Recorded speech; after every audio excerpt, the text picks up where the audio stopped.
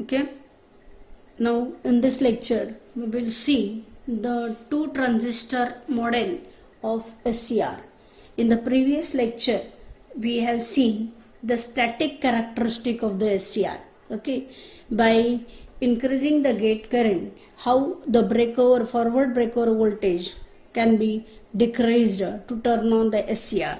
Okay, and how the SCR will turn on. Now in this lecture we will go for two transistor analogy or two transistor model of SCR. Okay, so now as I have told you previously that the SCR is a 4-layer 3-junction device. Okay, so operation of an SCR can also be explained in a simple way by considering it in terms of two transistors. So this can be known as two transistor analogy of SCR. The SCR can be considered as the NPN and PNP transistor, where the collector of one transistor is attached to the base of another and vice versa. So I will just draw the figure and we will start explaining for that. Okay, so this is first transistor, which is I am considering to be as a PNP transistor. Okay, and second one transistor is NPN transistor. This is an PN transistor. Okay, this is anode. Okay, where the anode current is here IA. Okay, and this is transistor T1 and this is transistor T2. So here the base of first transistor is connected to the collector of second transistor. Okay, while the collector of first transistor is connected to the base of second transistor. Okay, so here I will be having cathode and this is cathode current IK, right? So here the gate is at this side because this is cathode side gate, so obviously I am writing here gate G, and this is IG current which is inside. So this is transistor T1, this is transistor T2. Okay, so now as base of first transistor is connected to the collector of second transistor, here I can write the equation as IB1 is equal to IC2. Okay, and here this is base and this is collector, so here I can write IC1 is equal to IB2, that is collector is connected to the base of second transistor. Okay, so this can also be drawn in a different manner. Okay, so I can draw in a different manner like this. So this is your PNP transistor. Okay, so second one is NPN transistor. So this is I am connecting in this fashion.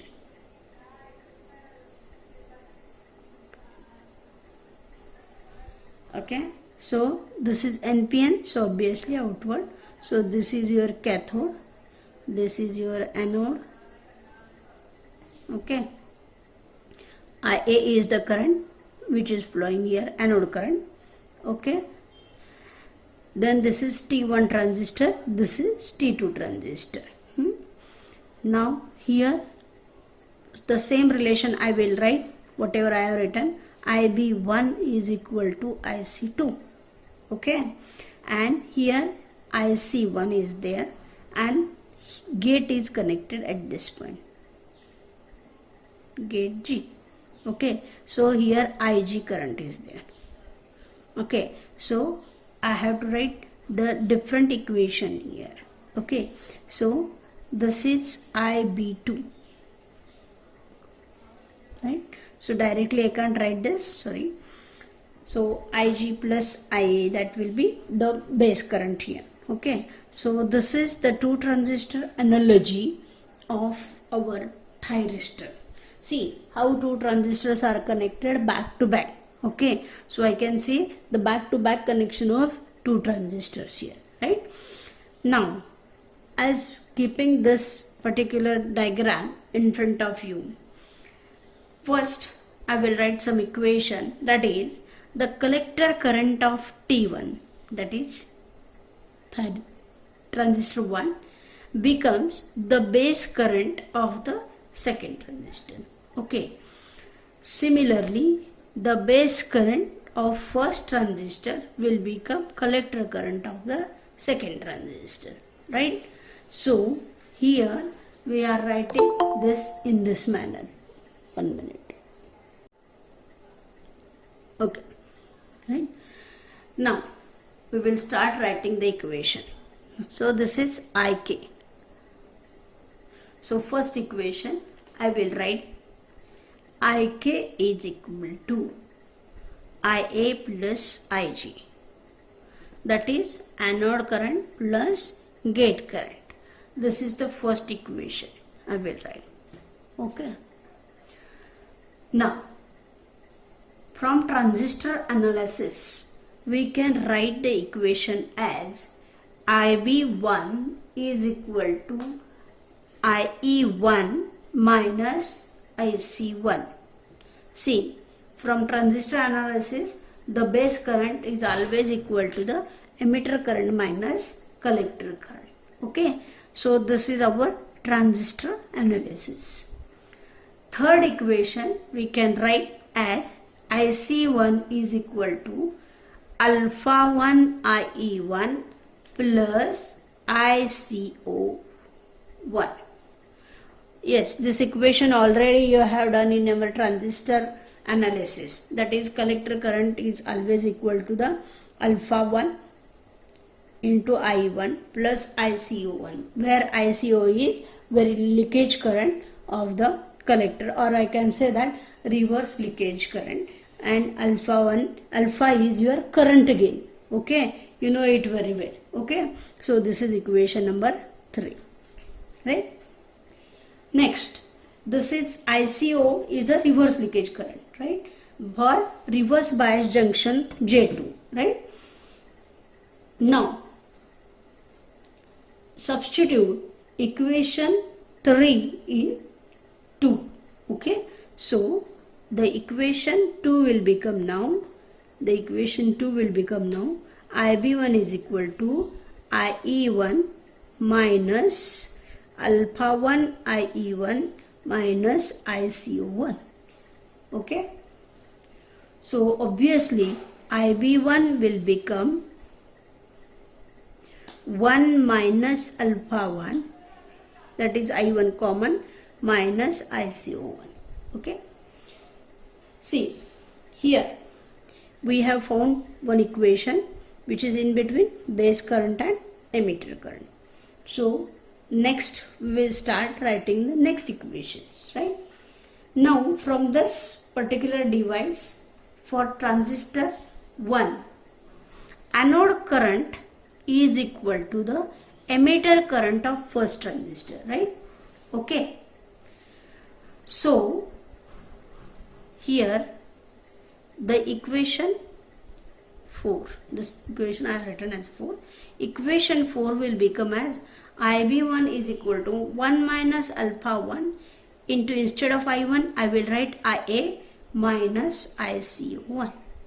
Okay, and this is equation number 5. Similarly I can write the IC2, collector current of second transistor, is equal to alpha 2 IE2 plus ICO2. This is from transistor analogy. Okay, so this equation I have obtained. Another equation I can write, that is from transistor, second transistor, this transistor. What is the second transistor? The cathode current is equal to the emitter current of the second transistor. So I can write IK is equal to IE2. Okay. Now this can be considered as directly this I can equation 6. I can put this equation into first one, that is IC2 is equal to alpha 2 IK plus ICO2. Okay. See, this is equation number 7. I am just writing the equation by transistor analysis and whatever the connection of this thyristor. Okay. So here IC2 is equal to alpha 2 IK plus ICO2, right? But what is our equation? See here, IB1 is equal to IC2, yes or not?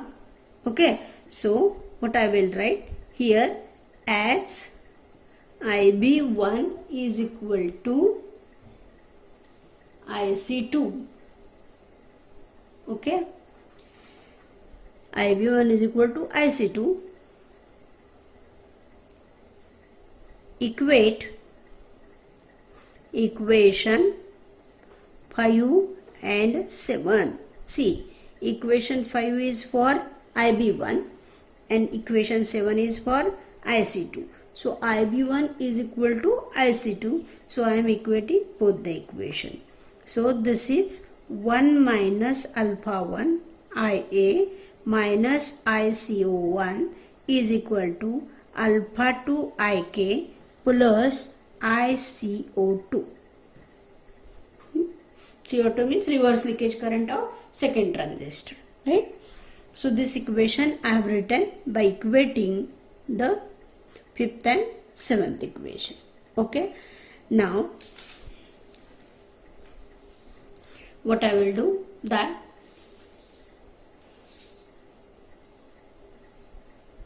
we are having equation 1, IK is equal to IA plus IG, right? What is this? Cathode current is equal to anode current and gate current. Okay, so I can write this equation in equation 8. I can write this equation as 8th equation. Okay, so this equation can be, just I am keeping this in front of you, right? I am continuing for you. Okay, so this will be written as 1 minus alpha 1 into IA minus ICO1 is equal to alpha 2. This is IK. Okay, what is IK is equal to? IK is equal to IA plus IG. So I will write here IA plus IG plus ICO2, right? I will keep both sides balanced. So here 1 minus alpha 1 minus alpha 2 into bracket IA is equal to alpha 2 IG plus ICO2 minus, this is my minus becomes ICO1.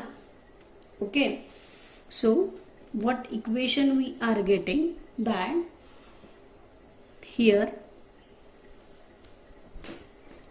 IA is equal to alpha 2 IG plus ICO1 plus ICO2 divided by 1 minus alpha 1 minus alpha 2. Okay, this equation I am getting here. Okay, what does indication this equation indicates to you? Okay, just we will see one by one. Okay, now we have considered ICO and ICO2 as reverse leakage currents for the junction J2. Okay, so if I say ICO1 and ICO2 are negligible, ICO1 and ICO2 are negligible. Okay, then IA is equal to alpha 2 Ig divided by 1 minus alpha 1 plus alpha 2, like this. Okay, what does this mean? That see, the relation between anode current, gate current is totally balanced by the current gains of the two transistors, because alpha 1 is the current gain of first transistor and alpha 2 is the current gain of second transistor. As if I say, if alpha 1 plus alpha 2 is equal to 1, what will happen? That 1 minus 1 is 0.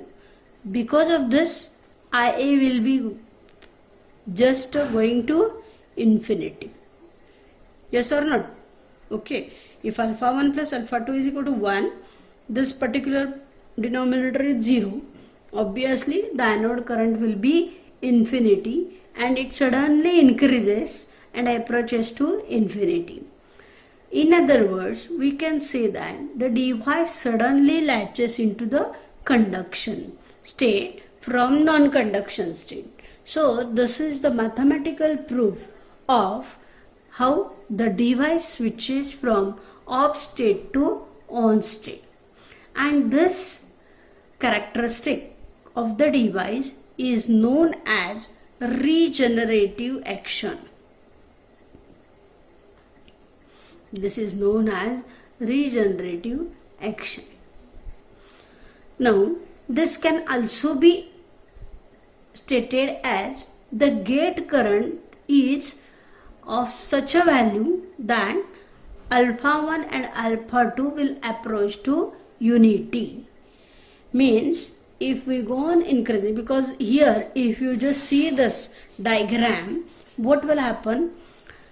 How the alpha 1 plus alpha 2 will reach to unity? If I increase the gate current, because alpha 1 is here nothing but IC1 upon I1. Okay, so obviously if I increase this, what will happen?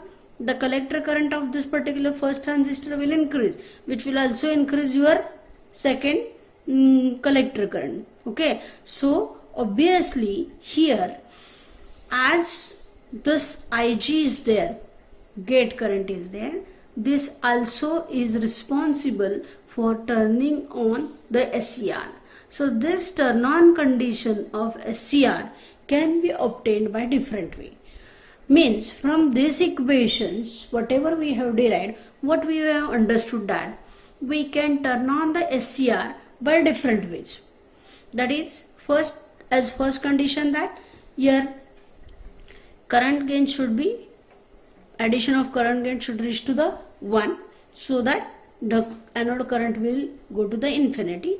That means SCR can be from the turn off position to the turn on position. Second is that by giving a Ig, that is gate current, automatically it will increase alpha 1, which will also increase the alpha 2 and which will reach to the unity. So this is also one of the method. So now here SCR can be turned on by different methods in the same way that we have to see. Okay, so first method is, if the temperature of the device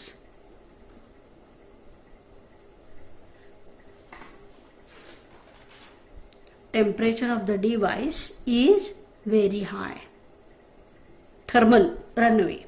Okay, leakage current is also very high, correct? Leakage current also increases. Okay, as leakage current increases, this will turn on the SCR.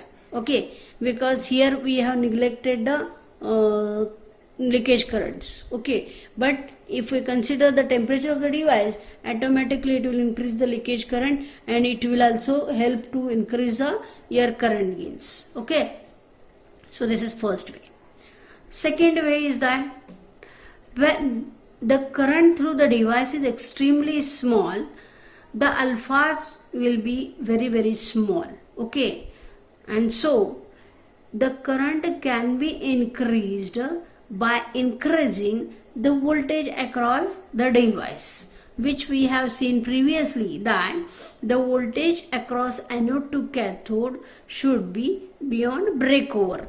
Means as it approaches to breakover condition, automatically there is an avalanche breakdown of the J2 junction, and when the voltage reaches to VBO, the J2 junction will be totally collapsed, and then the current will be suddenly obtained.